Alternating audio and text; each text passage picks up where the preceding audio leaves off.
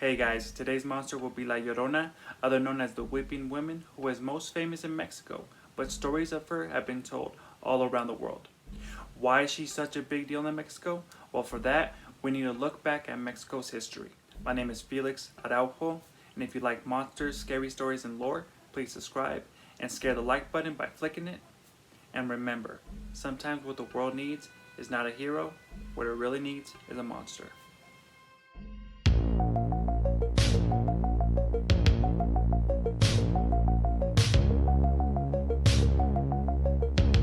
Who is La Llorona? Different stories of her have been told, but the main legend goes like this.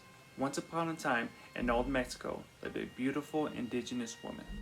She meets this handsome man from a higher class from Spain. He courts her, they get married, and they have 2 boys.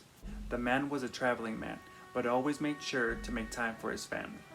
But then slowly, his visits become less and less frequent, till one day they just stop altogether. He abandoned La Llorona and his 2 boys.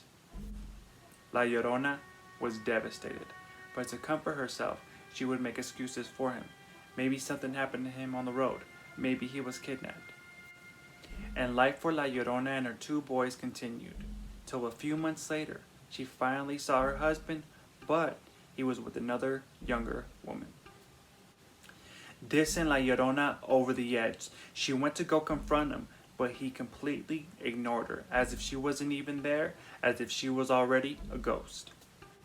In her rage and in her pain, she grabbed her 2 boys and drowned them in the river. When she finally came to her senses, she went running towards her 2 boys' lifeless bodies in the river, but it was already too late. She mourned every minute of every hour of every day. She stopped eating, and she wore the same white dress over and over again, day and night. At nighttime, she would walk the river, hoping one way or another her children would come back to her.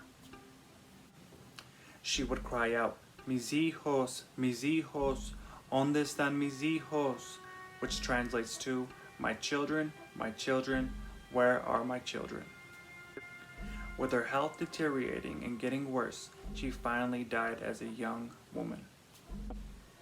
Her spirit being restless and never finding peace, it would go out to the rivers, weeping and crying for its children. When La Llorona went to heaven's gates, God as punishment said that she could not come in until she came back with her children. So now she is bound to wander the earth forever. And that basically is how the story and the legend of La Llorona goes. It is used to scare kids from going out into the dark, for La Llorona might snatch you up and throw you into the river. Now scholars have pointed out the similarities between La Llorona and this Aztec goddess. She is the goddess of fertility, and she is protector of women who died giving childbirth. Women who died during childbirth were considered warriors in Aztec culture, which is the highest respect anyone could get in their culture. She also wore a long dress and would weep around the riverbanks, so we can see 3 similarities between them both. Maternity, white long gown, and crying by the river. In events around 16th century Mexico, we will see how La Llorona became the legend she is present day. Cortes and the conquistadors arrived to the New World bringing European mythology, like Medea, who murdered her own children after being left by her husband. Then it was Christianity that added God and heaven to the legend. One of the biggest La Llorona influences is Mexico's most famous trader, La Malinche. La Malinche started out as one of Cortes's personal slaves. She then became his personal translator, then his mistress, then mother to his child. That child was later on taken from La Malinche so he could be educated in Europe. Now, according to a lot of historians, the conquest of the Aztec culture would have never happened if it wasn't for La Malinche. So it's easy to see why a lot of Mexico doesn't like her very much. But what these 2 women have in common is truly amazing. Both of them were left by wealthy Spaniards, both of them were indigenous, and both of them had their children taken away from them, one way or another. Both of these stories also struggle with indigenous ways and the new Spanish culture clashing together. Struggles with a brand new religion and women trying to figure out their place in the world.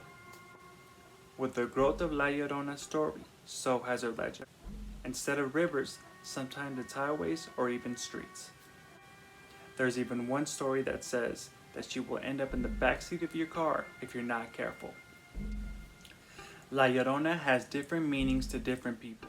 In some cases, it's about single motherhood and the difficulties that come with that. In some cases, it's about picking the right partner. It could also mean to think before you act, or you might regret it later on in life. When my mother would tell me the story about La Llorona, it was more of a warning about staying out late and going to places I was not allowed to. And that's the way I choose to look at her. In a weird way, she is a protector of children all over Mexico.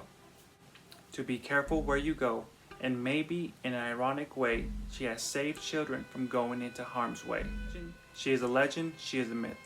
But overall, she is an amazing monster. And that's why monsters matter. If you want more of La Llorona, I recommend you watching La Llorona. It's a Shudder exclusive. It just came out this year. It's a really good movie. Or you can listen to all the beautiful songs about La Llorona in Spanish. If you like monsters, scary stories, and lore, please subscribe and hit the like button. That would help out this channel a whole lot. Thank you for watching.